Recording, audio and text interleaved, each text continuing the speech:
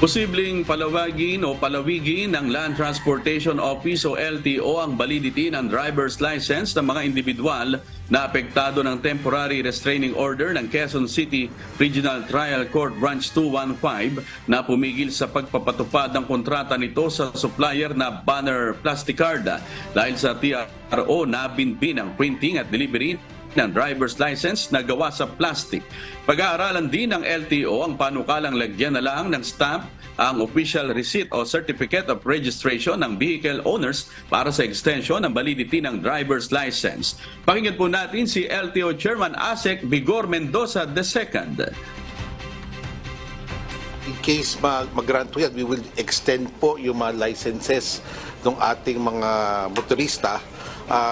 Hindi right now po hanggang Oktubre po 'yon, hindi ho po nila kailangan bayaran yung extension fee, no, pero yun po pinag-aaralan po namin because that will have a direct impact to our revenue generating capacity for the year. Bukod dito, maaari ring mag-issue ng electronic license o e-license ang LTO.